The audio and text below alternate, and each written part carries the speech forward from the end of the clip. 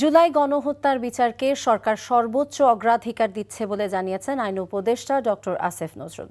আর বন ও পরিবেশ উপদেষ্টা সৈয়দা রিজওয়ানা হাসান বলেছেন, সরকারকে প্রশ্নবিদ্ধ করতে ষড়যন্ত্র চলছে, তাই নিজেদের মধ্যে বিভেদ সৃষ্টি থেকে বিরত থাকতে হবে।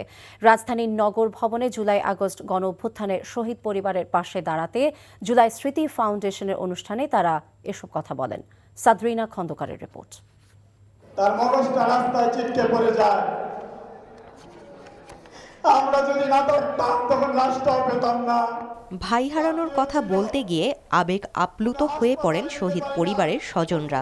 করতে পারি নাই, কোন রকম কিশোরগঞ্জ তারার উপজেলা নিয়ে যায়, ওইখানে কোন রকম দাপন দেয় আমরা। তাদের অভিযোগ, শহীদদের বিচার কাজে এখন পর্যন্ত সক্রিয় কোনো ভূমিকা দেখা যায়নি সরকারের। এই মায়েরা বা আমরা কেন বিচারের জন্য আজকে দরজায় দরজায় ভিক্ষা করতে হবে? এই পর্যন্ত ফ্যাসিবাদদের বিচার আমরা পাই নাই, আমরা বিচারের জোর দাবি জানাচ্ছি। শহীদ পরিবারের পাশে বাংলাদেশ এমন স্লোগান সামনে রেখে জুলাই শহীদ স্মৃতি ফাউন্ডেশনের পক্ষ থেকে ৭৭টি শহীদ পরিবারের হাতে ৫ লক্ষ টাকার আর্থিক সহযোগিতার চেক হস্তান্তর করা হয়।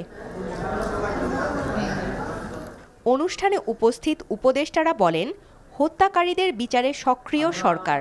কথা বলেন জুলাই স্মৃতি ফাউন্ডেশনের সংগঠকরাও। যখন চার্জশিট হয়ে যাবে, চার্জ গঠন হয়ে যাবে, তোমরা ঘন ঘন প্রতিদিনই টেলিভিশনে দেখবা যাদেরকে গ্রেফতার করা গেছে তাদের বিচার প্রক্রিয়াটা। কালকেও মিটিং করেছি প্রসিকিউশন টিমের সাথে, তাদের কি হেল্প দরকার আমি বলেছি, যা দরকার আমাদের সরকারের পক্ষ থেকে দেওয়া হবে। আমাদেরকে প্রশ্নবিদ্ধ করে ফেলতে পারলে তো ওদের লাভ, কাজে সবাইকে প্রশ্নবিদ্ধ করার একটা খেলা চলছে। এই খেলায় পা দিয়ে দিয়েন না, এই খেলায় পা দেওয়া যাবে না। তারা কেউই আর্থিক সহযোগিতা প্রত্যাশা করে না। তাদের একটাই কথা, তারা তার পরিবারের আমাদের যে শহীদ ভাইটি রয়েছে, বোনটি রয়েছে, তার হত্যার বিচার চায়। এখন পর্যন্ত প্রায় ৭০০ শহীদ পরিবারকে আর্থিক সহায়তা দিয়েছে জুলাই স্মৃতি ফাউন্ডেশন।